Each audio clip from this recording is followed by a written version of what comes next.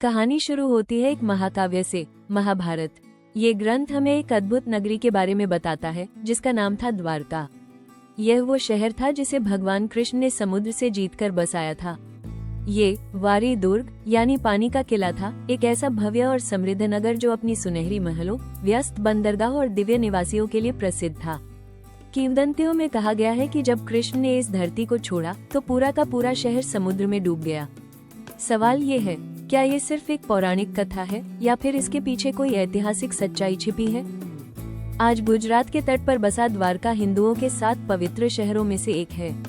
यहाँ का विशाल द्वारकाधीश मंदिर, जिसे जगत मंदिर भी कहते हैं, लाखों श्रद्धालुओं की आस्था का केंद्र है। मंदिर का 52 गज लंबा झंडा हवा में लहराता है, जो सूरज और चांद के अस्तित्व तक कृष्ण की उपस्थिति का प्रतीक माना जाता है। लेकिन स्थानीय मान्यताएं और इतिहास एक रोमांचक रहस्य की ओर इशारा करते हैं। कहा जाता है कि यह शहर 6 बार डूब चुका है और जो हम आज देख रहे हैं वो इसका 7वां अवतार है। क्या वाकई प्राचीन द्वारका आज समुद्र की गहराइयों में सोया हुआ है? इस रहस्य को सुलझाने की कोशिशें 1930 के दशक में ही शुरू हो गई थी। 1963 में पहली बार पुरातात्विक खुदाई हुई। हालांकि शुरुआती निष्कर्षों ने शहर को ईसा पूर्व 200 के आसपास का बताया, लेकिन रहस्य गहराता गया। एक ताम्रपत्र कॉपर इंस्क्रिप्शन मिला जो 574 ईस्वी का था और उसमें प्राचीन द्वारका का जिक्र था। ये साफ था कि इस जगह का एक लंबा और जटिल इतिहास रहा है। फिर 1979-80 की खुदाई में एक बड़ा सुराग मिला। समुद्र ने करीब 4000 साल पहले इस तटीय इलाके को निगल लिया था। पुरातत्वविदों की नजर अब समुद्र की तरफ मुड़ गई। 1983 से 1990 के बीच प्रसिद्ध पुरातत्वविद प्रोफेसर SR राव ने एक ऐतिहासिक मिशन की शुरुआत की। उनकी टीम ने आधुनिक तकनीक और अंडरवाटर कैमरों की मदद से अरब सागर की खाड़ी में गोता लगाना शुरू किया। और फिर एक ऐतिहासिक खोज हुई। उन्हें समुद्र तल पर तट से महज आधा किलोमीटर दूर एक सुव्यवस्थित कस्बे के अवशेष मिले। ये सिर्फ कुछ बिखरे पत्थर नहीं थे, बल्कि एक पूरी सभ्यता के सबूत थे।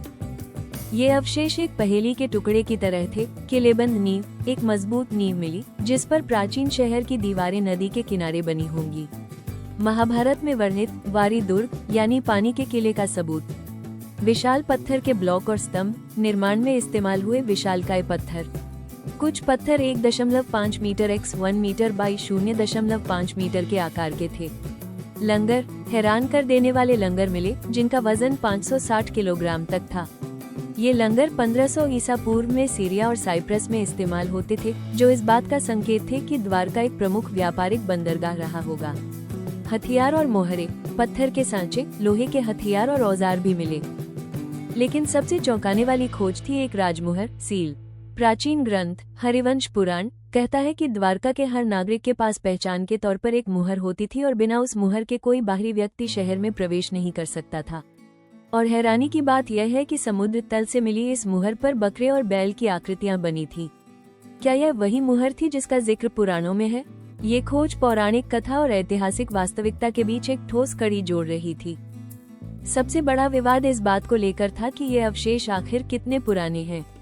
कुछ विश्लेषणों ने इन्हें 3000 से 1500 ईसा पूर्व के बीच का बताया। प्रो राव के मुताबिक कृष्ण की द्वारका हड़प्पा सभ्यता के अंतिम दौर यानी करीब 1700 ईसा पूर्व अस्तित्व में थी। तांबे के बर्तनों पर वैदिक संस्कृत में लिखे शिलालेखों के परीक्षण से पता चला कि वे 3528 साल पुराने थे। यानी एक ऐसा शहर जो महाभारत काल के करीब है, सचमुच समुद्र में डूब गया था।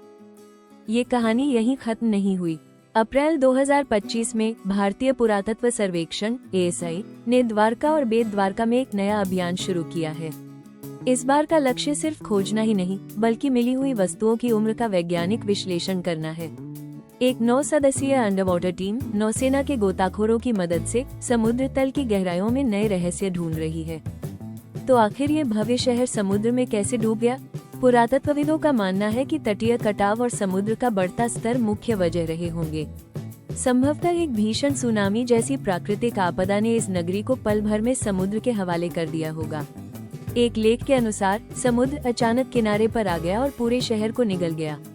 एक पल में एक झील ने पूरे नगर की जगह ले ली। मानव बस्ती का कोई निशान नहीं बचा। ये खोज सिर्फ मुख्य द्वारका तक सीमित नहीं है। पास के बेट द्वारका द्वीप पर भी खोज जारी है, जिसे कृष्ण के विश्राम स्थल के तौर पर जाना जाता है। यहाँ भी एक प्राचीन बंदरगाह होने के सबूत मिले हैं। ये दोनों स्थान मिलकर एक विशाल और उन्नत सभ्यता की तस्वीर पेश करते हैं। आज द्वारका न सिर्फ आस्था का केंद्र है, बल्कि अपने इतिहास को बचाने और समझने की कोशिशों का भी केंद्र है। गुजरात सरकार ने द्वारका में एक सबमरीन सेवा शुरू करने की योजना बनाई है, ताकि श्रद्धालु और पर्यटक प्राचीन शहर के अवशेषों को देख सके। ओखा को बेट द्वारका से जोड़ने वाला सुदर्शन सेतु पहले ही बन चुका है। विज्ञान और आस्था का ये सफर आगे बढ़ रहा है। तो क्या द्वारका की कहानी सिर्फ एक पौराणिक कथा है? पुरातत्व के सामने आए तथ्य कुछ और ही कहानी कहते हैं। समुद्र तल से मिला किलेबंद शहर, विशाल लंगर, हथियार और वो महत्वपूर्ण राजमोहर, ये सभी इस बात के मूक गवाह हैं कि महाभारत काल में यहाँ एक शक्तिशाली, समृद्ध और तकनीकी रूप से विकसित सभ्यता जरूर फल फूल रही थी। हो सकता है कि समय के साथ कथा में अलौकिक तत्व जुड़ गए हों, लेकिन इसकी जड़ें एक ऐतिहासिक सच्चाई में गहरे तक धंसी हुई हैं। द्वारका का रहस्य अब भी पूरी तरह सुलझा नहीं है। हर गोता, हर खोज नए सवाल और नए रहस्य लेकर आती है। अगर यह कहानी आपको रोमांचित कर गई, तो वीडियो को लाइक जरूर करें और इस ज्ञान को फैलाने के लिए शेयर कर दें। ऐसी ही हैरान कर देने वाली इतिहास और रहस्य की कहानियों के लिए हमारे चैनल को सब्सक्राइब करना न भूलें। नीचे बेल आइकन दबाएं ताकि आप हमारी अगली वीडियो से वाकिफ रहें। आपके कमेंट हमें और बेहतर कंटेंट बनाने के लिए प्रेरित करते हैं।